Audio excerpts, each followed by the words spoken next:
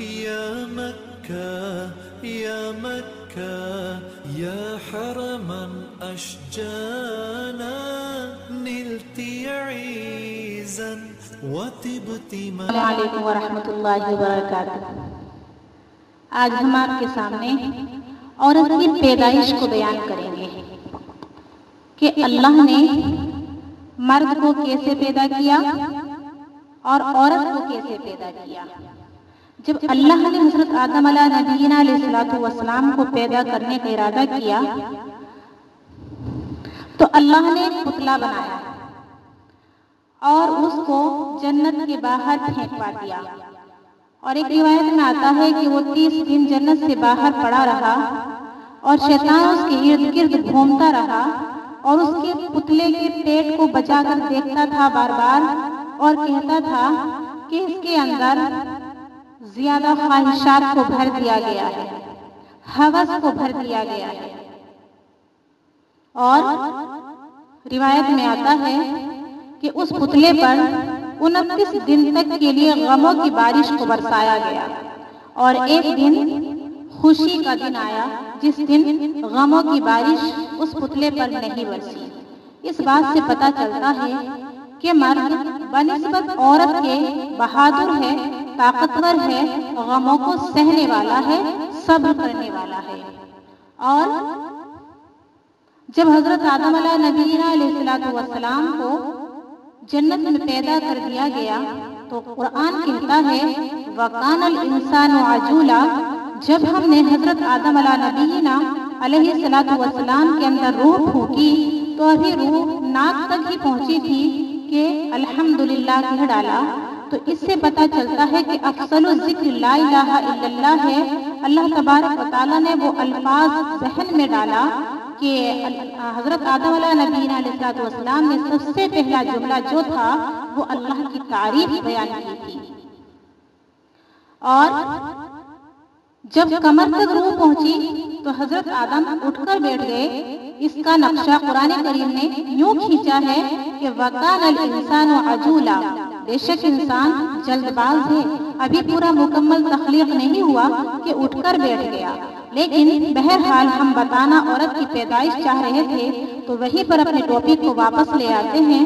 تو حضرت آدم علیہ نبینا علیہ السلام اب جنت میں رہنے لگے، لیکن جنت جیسی اعلیٰ چیز نے بھی گھٹن محسوس کی اور تنہائی محسوس کی تو اللہ نے ان کے دل کے حال کو جان لیا۔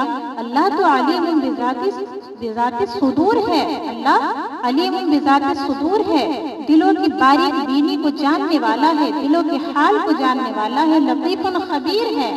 تو اللہ تبارک و تعالیٰ نے کہا، جب حضرت آدم نے سجدہ کیا تو اللہ نے فرمایا کن فیکون، بس جب سجدے سے سر اٹھا کر دیکھا تو ایک کرسی پر سونے کا تاج پہنے ہوئے، اعلیٰ کپڑے پہنے ہوئے ایک حور بیٹھی ہوئی تھی۔ حضرت آدم نے ان کی طرف ہاتھ بڑھا دیا اور دل کے اندر نفسانی خواہشات اٹھی تو اللہ رب العزت نے فرمایا ہاتھ پیچھے کیجئے۔ تو حضرت آدم فرماتے ہیں کہ اے اللہ، یہ کہتی ہے میں تیرے لیے بنی ہوں تو پھر ہاتھ بڑھانے سے کیوں منع کیا جا رہا ہے؟ تو اللہ فرماتے ہیں نکاح کیا جائے گا۔ جب نکاح کیا گیا تو فرمایا کہ مہر دیا جائے گا، تو فرمایا کہ اے اللہ مہر میں کیا دوں؟ جنت کی یاقوت دوں، زمرد دوں، کیا دوں؟ تو اللہ نے فرمایا بس میرے نبی پر 10 مرتبہ یا 11 مرتبہ یا 21 مرتبہ درود بھیج دیجیے۔ تو اس بات سے پتہ چلتا ہے کہ درود بھی افضل الذکر ہے، جس کے ذریعے اللہ نے حضرت آدم اور حضرت حوا کا رشتہ مکمل جوڑا۔ اب آئیے اپنے ٹاپک پر کہ اللہ نے حضرت آدم کی تخلیق کیسے کی وہ آپ کے سامنے پیش ہو چکی ہے، اور حضرت حوا کی تخلیق کو کیسے کیا وہ بھی آپ کے سامنے بیان ہو چکی ہے۔ یعنی احترام اور پردے کے اندر رہتے ہوئے کن فیکون کہا اور عورت پیدا ہو گئی۔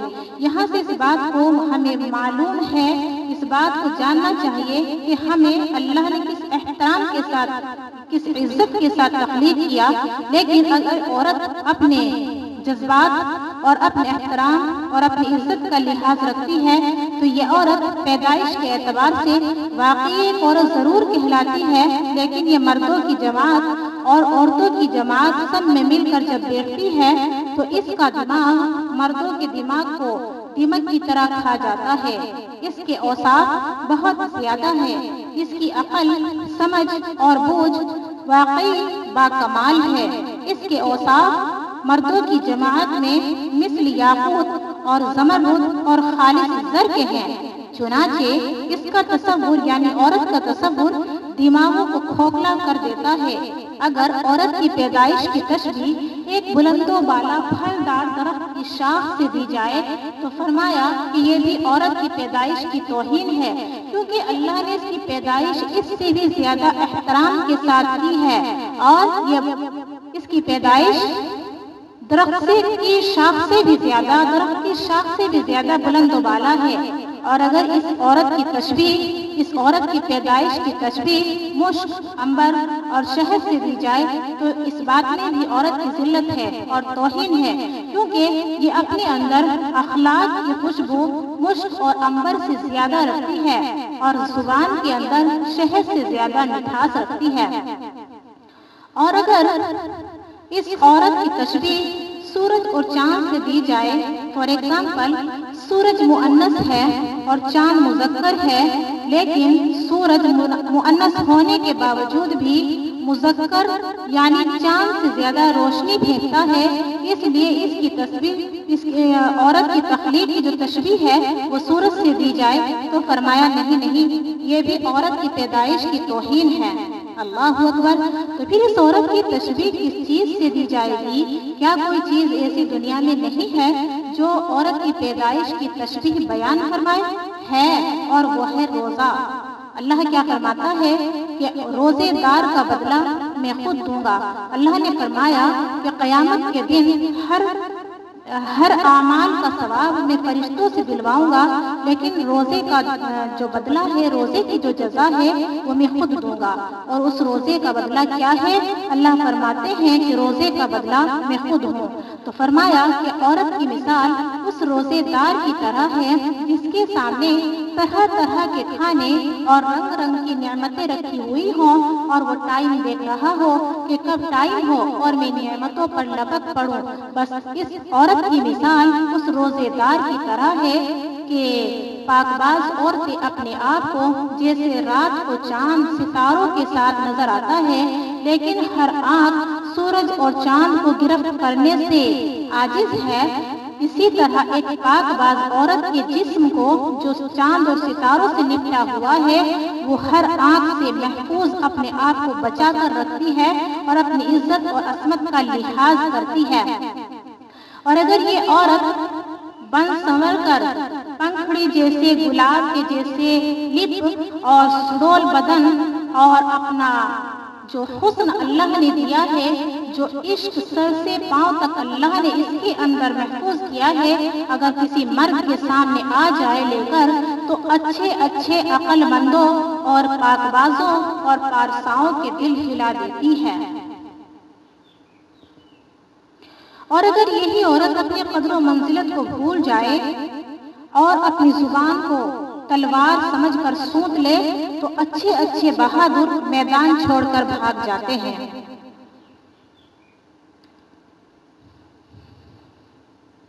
اس بات سے پتہ چلتا ہے کہ عورت کے دل کے اندر اگر حیا کا پردہ ہے اور اللہ کا ڈر ہے تو یہ روزے دار کی طرح ہے، اور اگر یہ عورت اپنا عشق ظاہر کر دے تو بے شک عورت کا عشق لذیذ ہے، ذائقہ مند ہے، لیکن یہاں ایک بات ذرا غور سے سنیے کہ عورت کا جو غصہ ہے، جو غضب ہے، اس کی کڑواہٹ عشق سے کہیں زیادہ ہے۔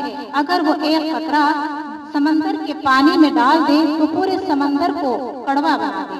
یہاں ایک ہلکا سا چھوٹا سا واقعہ عبرت کے لیے سنیے۔ اچھی بیوی، اچھی فرما بردار بیوی فقیر شوہر کو بادشاہ بنا دیتی ہے، اور اگر بیوی باحیا ہو، باپردہ ہو تو شوہر اس کی وجہ سے جنت ہے۔ جس کی بیوی شوہر کے ہمراہ ہو، اللہ نے اس بندے کی بھلائی چاہی ہے، اور جس مرد کا بد چلن عورت سے پالا پڑ جائے یعنی نکاح ہو جائے تو سمجھ لے کہ وہ اس کے لیے بلا ہے۔ ایک بزرگ کی بیوی بہت بد زبان تھی۔ ایک دن گھبرا کر بزرگ نے کہا، تو مجھے بڑی بدقسمت ملی ہے۔ جب انسان تنگ آ جاتا ہے تو الفاظ اسی طرح کے نکلتے ہیں۔ تو بیوی نے کہا میں تو بہت ہی خوش قسمت ہوں کہ مجھ کو آپ جیسا بالیاقت شوہر ملا۔ بدقسمت تو آپ ہیں کہ آپ کو مجھ جیسی بد زبان بیوی ملی۔ تو عورت اپنی زبان سے کہیں بھی نہیں چوکتی ہے، بشرطے کہ یہ عورت وہ الفاظ اختیار کرے جو اللہ کو پسند ہے، جو حیا والے پسند ہے وہ الفاظ استعمال کرے، یا پھر اس سے ہٹ کر اپنے قدر و منزلت کو بھول کر الفاظ دوسرے زبان کی تلوار کی طرح ادا کرے۔ تو یہاں دو چیزوں کو بیان کیا گیا ہے کہ عورت روزے دار کی مانند ہے اگر باحیا اور پاک باز ہے، یا پھر عورت ناقص العقل جو احادیث نے کہا ہے وہی ہے کس کی خاطر، جب یہ اپنی عصمت اور آبرو اور اپنی پیدائش کا لحاظ نہ کرے۔ آئندہ کی ویڈیو میں، آنے والے ویڈیو میں ہم آپ کو جنتی عورت کی نشانیاں بتائیں گے۔ اللہ کے نبی صلی اللہ علیہ وسلم نے جنتی عورت کی 3 نشانیاں اور 4 اوصاف بتائے ہیں، اور پھر جنتی عورت کی جو نشانیاں اللہ کے نبی نے بتائی ہے وہ قرآن اور احادیث کی روشنی میں آپ کے سامنے پیش کی جائے گی، تاکہ ان اوصاف کو، ان نشانیوں کو اپنے اندر ہم بھی جذب کر سکیں اور ہم بھی ان 3 جنتی عورتوں میں شامل ہو جائیں۔ تو انشاءاللہ آنے والے ویڈیو کا انتظار رہے گا۔ وآخر دعوانا ان الحمدللہ رب العالمین۔